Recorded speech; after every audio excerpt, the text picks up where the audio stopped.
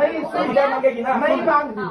नहीं नहीं नहीं खोपड़ी में उतार के नहीं नहीं नहीं और रिकॉर्डिंग हो विजय मांगेगी ना? विजय क्यों दूं?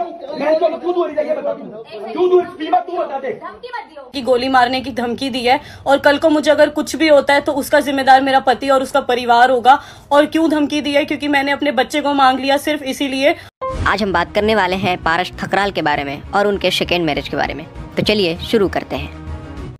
तो आज हम बात करेंगे पारस ठकराल के बारे में, who recently got married for the second time and how problematic he is as a person. क्योंकि अगर आपको नहीं पता, इनकी जो फर्स्ट वाइफ है स्नेहा सचदेवा, उन्होंने पारस को डोमेस्टिक वायलेंस के लिए भी ब्लेम किया था। तो पहले अगर हम पारस के सेकंड मैरिज की बात करें तो अभी recently he got married and अगर आप उनका चैनल देखोगे तो ये मैरिज तो नहीं जैसे कॉन्टेंट है। तो अभी जिससे इसने शादी किया है, पारस पहले से उसकी आइडेंटिटी छुपाते आ रहा है। बहुत पहले से पारस उनके साथ व्लॉग्स एंड ऑल बना रहे थे, लेकिन उन व्लॉग्स में भी उनको मास्क पहनाया गया था टू हाइड हर आइडेंटिटी। और उसको पारस उसके रियल नाम से नहीं बुलाते हैं, उसको पारस पन्नू बुलाते हैं ताकि किसी को उसका रियल नाम भी पता ना चले। और उनके शादी से पहले से शादी के बाद तक पता नहीं पारस ने कितने सारे व्लॉग्स अपलोड किया।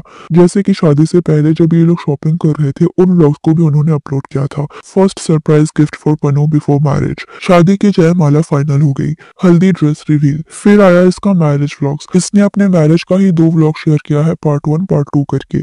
और शादी के जो बाकी फंक्शंस है लाइक हल्दी संगीत, ये सब तो है ही। इवन दुल्हन के गृह प्रवेश का भी इसने अलग से व्लॉग्स बनाया है। तो मतलब इसने अपने शादी के हर रिचुअल का अलग अलग व्लॉग्स बनाया है। ऑल्सो शादी से पहले ही इसने अपने वाइफ का फेस रिवील किया था। और चलो शादी तक तो ठीक था, लेकिन अब शादी के बाद ये हनीमून व्लॉग्स भी शेयर कर रहा है। और 1-2 व्लॉग्स नहीं, ये एक के बाद एक व्लॉग्स अपलोड करते ही जा रहा है। अब आप बोल सकते हो कि ये तो व्लॉगर्स है ना, उनका काम ही है व्लॉग अपलोड करना। लेकिन see there is a limit in everything. हम सबको पता है कि यूट्यूबर शेयर करने के चक्कर में इतना ज्यादा शेयर कर देते हैं कि बाद में जाके अगर कोई उन्हें ट्रोल करता है या रोस्ट करता है तो वो लोगों को ही ब्लेम करने लगते हैं। और ये पहली बार नहीं है कि पारस ऐसा कर रहे हैं। इसके पहले भी पारस ने अपने फर्स्ट वाइफ स्नेहा सचदेवा के साथ पूरा डिवोर्स का जो ड्रामा है वो सोशल मीडिया में ही किया था। अब जैसे कि हम बात कर रहे हैं पारस के प्रॉब्लमेटिक होने का, तो उसके लिए हमें पारस की फर्स्ट मैरिज जो था स्नेहा सचदेवा के साथ, उसको डिस्कस करना पड़ेगा।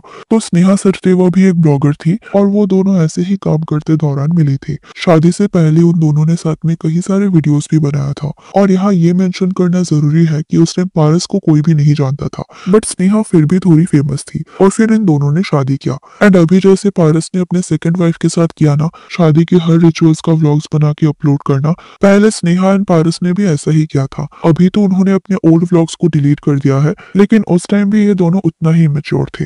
और वो इतना ज्यादा इमेच्योर थे कि उन्होंने अपना सुहागरात का व्लॉग भी अपलोड किया था, जो काफी क्रिंज और वियर्ड था। इनफैक्ट इस सुहागरात वाले वीडियो के बाद ही वो और ज्यादा फेमस हो गए। लोग उनके बारे में बात करने लगे कि वो कितना ज्यादा क्रिंज है, बाकी यूट्यूबर्स उन्हें रोस्ट करने लगे और उस टाइम से वो और भी ज्यादा फेमस हो गए। एंड टू बी ऑनेस्ट, अगर किसी के पास थोड़ा भी कॉमन सेंस हो तो वो एटलीस्ट अपने सुहागरात का व्लॉग अपलोड नहीं करेगा। और उस टाइम स्नेहा तो फिर भी 20-21 साल की थी, लेकिन पारस तो उस टाइम भी काफी मैच्योर थे। लाइक उनका मिनिमम 25 एज था, लेकिन फिर भी उन्होंने ऐसा किया। अब ये सब करने का सीधा सा रीजन है मनी। उन्हें ऐसे ड्रामा करके व्यूज आ रहे थे जिसकी वजह से वो बहुत पैसे भी कमा रहे थे। तो उन्होंने अपने इमेज के बारे में नहीं सोचा एंड शादी से लेकर डिवोर्स तक जितना भी ड्रामा उन्होंने किया सब कुछ पब्लिकली किया। शादी के कुछ मंथ बाद दे हैड देयर फर्स्ट सन, जिसका नाम है हृदय।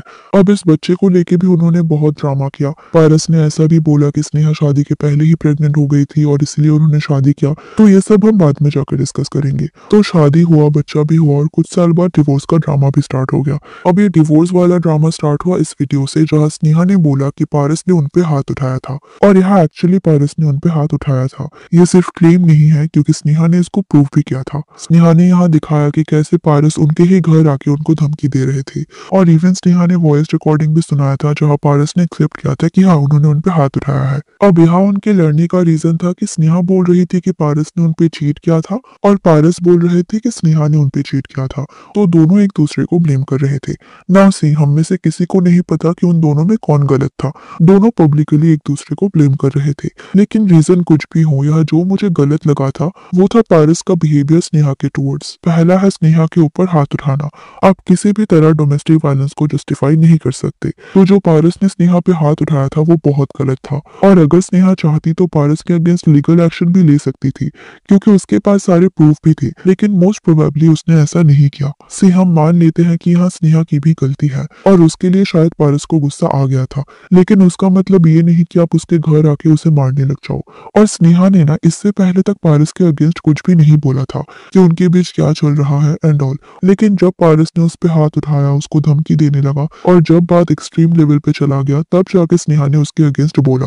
और स्नेहा के एलिगेशन के बाद पारस ने एक्सप्लेनेशन देते हुए एक और वीडियो बनाया था, जहाँ वो ये प्रूव करने की कोशिश कर रहा था कि स्नेहा झूठ बोल रही है और उसने ऐसा कुछ भी नहीं किया एंड ऑल। लेकिन इस वीडियो में पारस ने उससे भी बहुत ज्यादा प्रॉब्लमेटिक बातें बोली।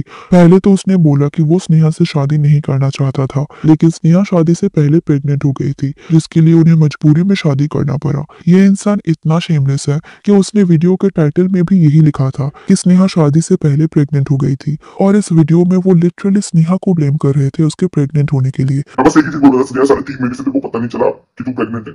भाई मैं बहुत परेशान था उस टाइम पे, बहुत परेशान था। लेकिन उसके बाद क्या होता है, जब स्नेहा ने को बोला कि वो प्रेग्नेंट है, तो स्नेहा ने जिस दिन टेस्ट किया वहां के मेरे को बताती है ये बातें कि भाई वो प्रेग्नेंट है। और उसके बाद ना मेरे को तो ये हो गया था, भाई मेरा तो करियर ही खत्म हो गया, मैं सच बताऊं। क्योंकि यार अभी से मतलब मैं आया ही था।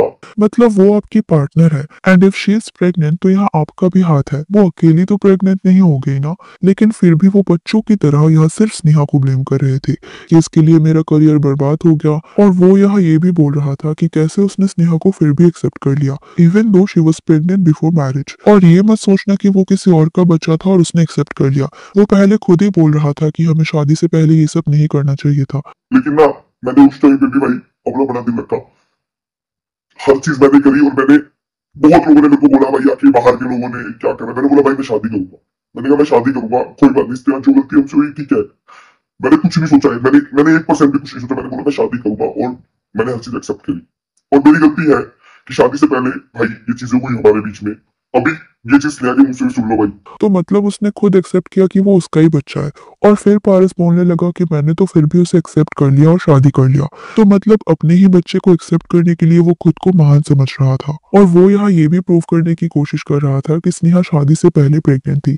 अब इसके बाद इनका जो बच्चा है हृदय, उसकी कस्टडी को लेके भी इन दोनों ने बहुत ड्रामा किया। पहले स्नेहा ने यहाँ क्लेम किया था कि कैसे पारस उसके बच्चे के साथ उसे मिलने नहीं दे रहे। पारस ने अपने बच्चे को अपने मम्मी पापा के साथ रखा था और वो अपने बच्चे को स्नेहा से मिलने नहीं दे रहा था। और इसका जो रीजन दिया पारस ने कि पारस को नहीं लगता कि स्नेहा उसके बच्चे का देखभाल कर सकती है। स्नेहा उतना रिस्पॉन्सिबल नहीं है कि वो उनके बच्चे का ख्याल रख सके, और इसीलिए पारस नहीं चाहता कि उनके बच्चे का कस्टडी स्नेहा को मिले। एंड ऑनेस्टली कहीं ना कहीं ये सच भी है। स्नेहा खुद काफी मैच्योर थी, जो उसके व्लॉग से भी पता चलता था। आई मीन अगर वो मैच्योर होती तो वो अपने सुहागरात का वीडियो तो अपलोड नहीं करती। हाँ शायद ये पारस ने अपलोड किया था, लेकिन यहाँ स्नेहा का भी तो कॉन्सेंट था ना।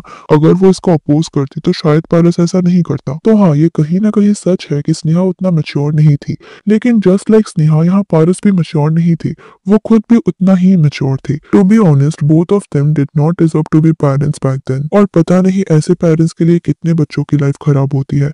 एक है यूट्यूबर अरमान मलिक की फैमिली, जो व्यूज के लिए बच्चे तो पैदा कर लेते हैं बट उसके बाद उन्हें काफी बुरी तरह ट्रीट करते हैं, उनके सामने फैमिली ड्रामा करते हैं। Anyways coming back to Paras and Sneha, वो दोनों ही उस टाइम बच्चे की कस्टडी डिजर्व नहीं करते थे, लेकिन उस टाइम पारस यहाँ स्नेहा को धमकी दे रहा था कि बच्चा उसका है और कस्टडी वही लेगा, जो कि वो अकेले डिसाइड नहीं कर सकता। It's a complicated process.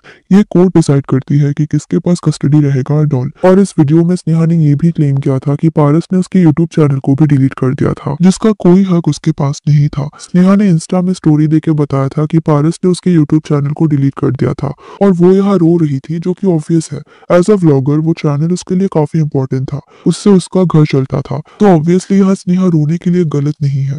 लेकिन फिर पारस ने स्नेहा को मॉक करते हुए एक स्टोरी पोस्ट किया, जहाँ वो एक तरीके से स्नेहा को विक्टिम कार्ड प्ले करने के लिए रोस्ट कर रहे थे। ऑल्सो स्नेहा ने जो स्टोरी पोस्ट किया था वहाँ वो काफी डरी हुई भी थी। वो बोल रही थी कि पारस ने उसके चैनल्स एंड ऑल डिलीट कर दिया, और अगर आप उसे कुछ हो जाए तो उसके लिए पारस जिम्मेदार होगा। और जैसे कि स्नेहा ने कहीं ना कहीं प्रूव भी किया था कि पारस ने उस पर हाथ उठाया था, और अगर पारस स्नेहा पे हाथ उठा सकता है तो इसका मतलब वो कोई भी धमकी दे सकता सकता है। और ऐसे स्नेहा के यूट्यूब चैनल को डिलीट करके भी कहीं ना कहीं पारस स्नेहा को रोकने की कोशिश कर रहे थे कि स्नेहा उनके बारे में कुछ ना बोल पाए। तो ऐसे ही पारस ने काफी सारी चीजें करी थी जो एक्चुअली काफी गलत था। और जैसा कि मैंने पहले ही बोला, उनकी भी जो भी प्रॉब्लम्स हो, जिस तरीके से उसने स्नेहा को ट्रीट किया था, स्नेहा पे हाथ उठाया था, वो काफी गलत था। ऑल्सो अभी जो पारस की वाइफ है, उसकी कोई भी आइडेंटिटी पारस ने रिवील नहीं किया था, लेकिन कहा जा रहा है कि उसका नाम है वैशाली मिश्रा और एलिजेडली ये वही लड़की है जिसके साथ पारस ने स्नेहा पे चीट किया था।